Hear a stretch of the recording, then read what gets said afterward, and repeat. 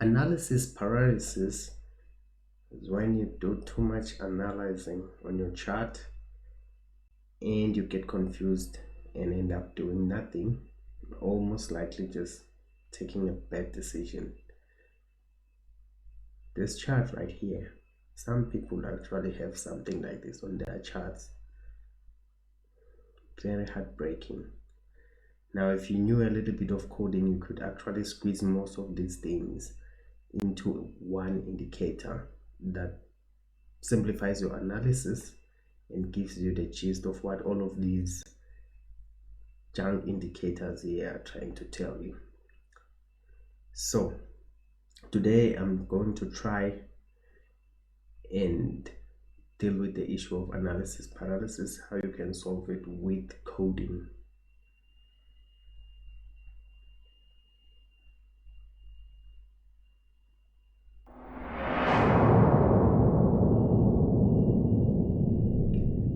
Hello and welcome to FX Acrobatics. I am the Acrobat, and as I've said, today we'll be looking at how you can turn the Super Trend and Stochastic strategy into a single indicator here. Alright, just quickly here, Super Trend is this indicator here. I've already added it into my chart, Super Trend, and the Stochastic indicator is the one at the bottom. So the strategy goes like the cross on the stochastic to the upside and the super trend is bullish, then you get your signal right there. So what we want to remove is all of this here, the stochastic and the super trend, such that we are only left with the arrows. And to make it even better, we're going to have alerts from here. We'll add them on here. When we throw in our indicator here, we're calling it Super Stock Strat 1. Very, very creative. All right, so we just want to simplify all of these things, remove this.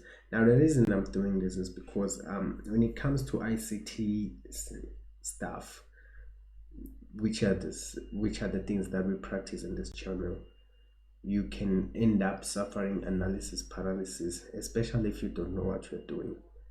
But on ICT, there are not a lot of things that you need to do, especially when you know what you are doing.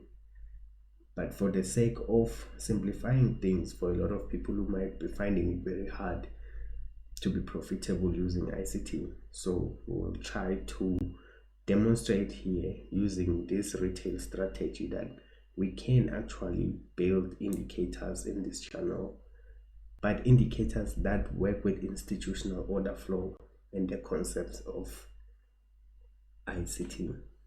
All right, moving on. So all we are saying is that once we have deployed this, we only want to see these arrows here. See, that's better. You already know that when you see this buy here, that the super trend is bullish and the stochastic indicator has just made a cross up. Okay, and when you see this red arrow here, then it means the super trend is bearish and you have had a cross on the stochastic to the downside. Okay, here you can see the super trend is bullish and only green arrows are showing up. The super trend is bearish, only red arrows are showing up. And here, look at this arrow here, you can see that you have the stochastic here. You see the orange is above the blue here, and then suddenly at this candle the blue is now above the orange, so that's a cross up. Same thing here. Maybe a good example down here. See here you have that blue being above, and then here you have a cross down. The orange is now above, hence you get that candle there and this signal. So you should be able to then trust this new indicator and its alerts. It has simplified that strategy for you, so you can avoid analysis paralysis.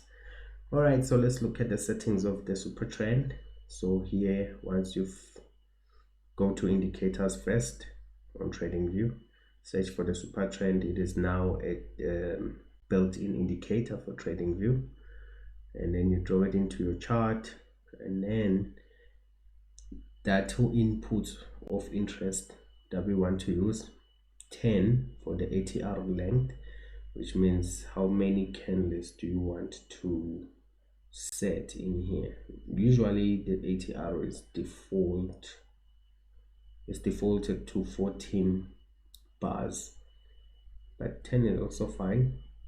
It really doesn't matter. It depends on your strategy. And then we have factor 3. Factor, this is just the ATR multiplier. It will determine how far the super trend is from the candlesticks here. The bigger this number, the farther away this will be. Okay, the stochastic, we have the K length, K smoothing, and D smoothing. So for the K length, this is the number of candles, the period, how many candles do you want to consider. And then the smoothing, because the smoothing is usually a moving average of the stochastic. It's interesting, but yeah. And then you have this smoothing as well, so which is now three period of that. Okay, so those are the settings for the stochastic. All right, let's quickly code this thing. So on TradingView, you go down to the bottom down there, and then you can pick Pine Editor.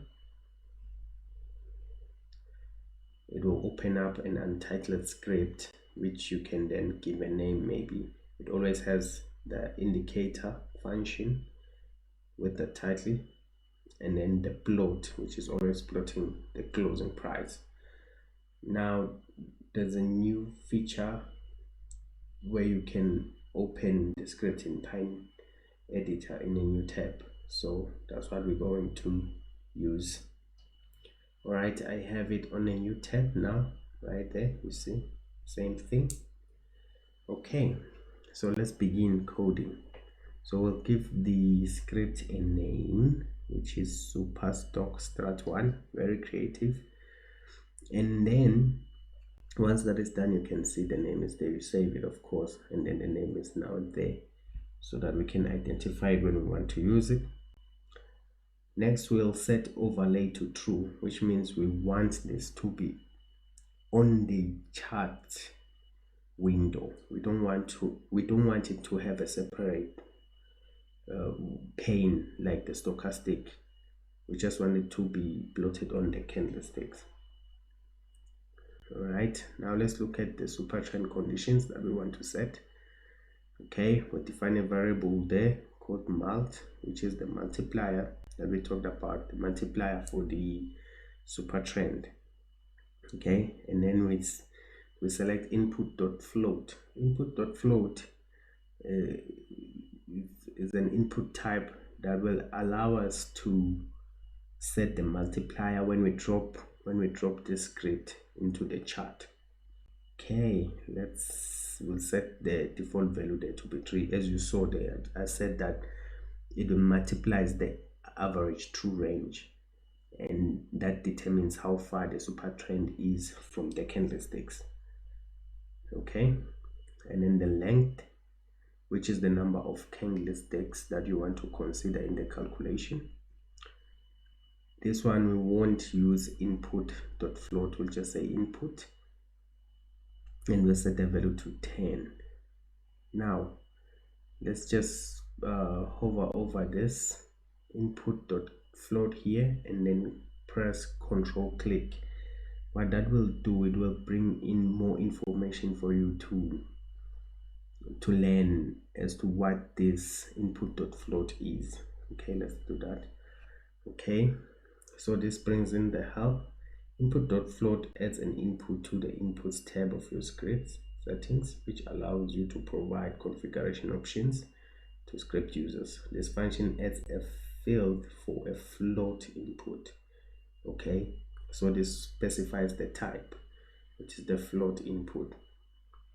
Okay, then the difference between the two, the just input, is that this one, when you press Control click, it will automatically detect the type. So in our case, that's an integer, so we're going to use the integer for that.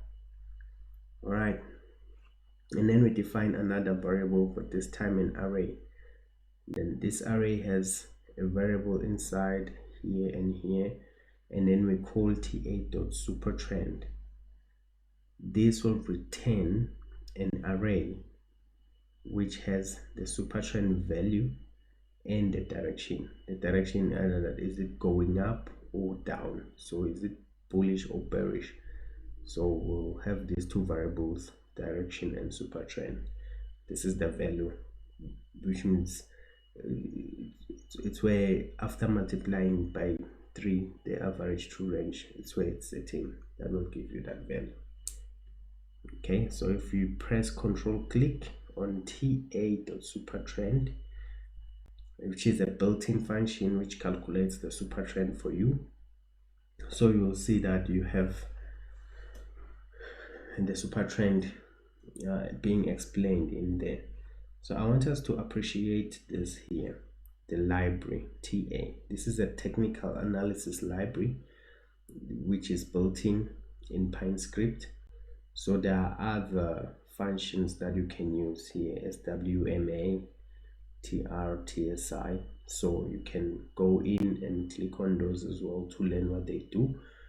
I like what TradingView does here. They bring you some examples on how you can actually use this thing, those functions that are there by default. Very nice stuff, very nice stuff. So for our case, we have chosen to use the ta.supertrend function. Okay, so as you know, it has some arguments here. So this ATR period is the average true range, which I've already explained. Then the factor that we want to multiply the average true range with. Okay, so there we are. And then now we are going to define a variable called dynamic resistance. So why do we call it dynamic resistance? That's because it's gonna be above. How do we know that the supertrend is above or below price? So this is it. Check the direction, which we got there. If it is equal to 1, and that the direction at the previous candle as well, CDIR 1 here, we check that as well. That is it the same? If it is, then we know that the super trend is indeed above price. Okay, as I've said, that's the current candle, that's the previous candle. And we have dynamic support. So this will tell us that the super trend is bullish, meaning price is above the super trend. So that's how we get it, as we have seen above. So I won't explain that any further. Okay, so now I've already shown you this image, so now you see what we meant with the ATR length and the factor that we multiplied with. So dynamic resistance, so this is the super trend, and behind this here you can already see that we have dynamic support, that little green behind there. Okay, let's look at the stochastic settings. All right, I've already put down all the code for it here, but I'll just quickly go through it so that we can understand what's happening. So you remember the K's and the D's and the D smoothing. So we define K like this here, ta.sma. If you press Control click, let's see what that is. There, it's defined right there. Okay, so what's important is the source and the length. Now the source here is the ta.stock function. Okay, and we're going to take that and supply it to the SMA function. You can see all of that there being done. Okay, now how do we know that the stochastic is crossing up? This is the condition. We use the ta.crossover function. ta.crossover, kd, this will tell us if the k has crossed the d to the upside, and here ta.cross down does the opposite of that. So those conditions can now be checked if they are met. Alright, so as I said, case smoothing, all those settings, we've already factored them in the code. Alright, and finally we have the plot here. We're going to use plot shape. Let's see what plot shape does. So it plots visual shapes on the chart. So right there, so for our case we want to plot the arrows. So the series is the array of the information that you want to plot. So if you have trues and falses on the conditions, that is it crossing up, is it crossing down while the super trend is above or below price. So you can have that array here that holds those values which we have already defined, and then you have all these arguments here, the title, the style, the location where you want to plot this thing. So these are the arguments. You can always just press Ctrl click to see what those do. Okay, you can already see that I've already put those. I'm testing cross up and dynamic support. So if we get a cross up and the dynamic support is true, we check that using the ternary operator. So we assign low. If that condition is not met, we just put NA. So that's like null, so it won't plot anything. But if there's something, then it will plot it on the low of that candle, and so on. Here we will use the high because we are trying to go down, so we have that resistance. So yeah, do look it up. It's a really self-explanatory if you already know how to program. I'm thinking of actually creating a whole series on PineScript to take those who are unfamiliar with programming or who are new to programming, and see if I can introduce them correctly to PineScript. I will also do MQL5 versions of these things for those who are much more comfortable on MetaTrader 4 or 5. Alright, let's look at the alert condition function, which we will use to then send alerts when these conditions are met. Alert condition, Control click, and it creates alert condition. It does not create the actual alert, but it allows you to go into the settings of your indicator and create the conditions for the alert that you want to see. Okay, all right, so yeah, this is it. Yeah, you have your super trend one. It takes 2 inputs. Once you have finished, remember that multiplier and the length that we defined, that input.float for the multiplier, which will be used in the ATR. So you can configure this on your own once you drop this indicator. And also the length. These are just settings for the super trend, but we are not changing the stochastic in this case, so we did not provide any inputs for it. Alright, once this is dropped on your chart, you can now go into the alert settings on your trading view and then choose, because here we have the euro dollar, and then now because we created that alert condition, it is now available for us to pick up there and set up. Okay, choose that, and once you have chosen that, you can see the super stop entry which we defined in the title on the code. and you can just click maybe once, paper close. So it will check all of these conditions. If an arrow comes up at the close of the bar, then it will throw a notification on the app, show a pop-up, or even send email. So this is how it sends the email. These are the alerts that I've been getting when those conditions happen. I set this thing on there for hour, so it's very easy. You don't have to be looking at the charts all the time to prevent analysis paralysis. You're not there, you just wait for a condition. When that condition comes, and then you can do your further analysis from there, and not always throw in a lot of indicators which can cause you a lot of harm and stress.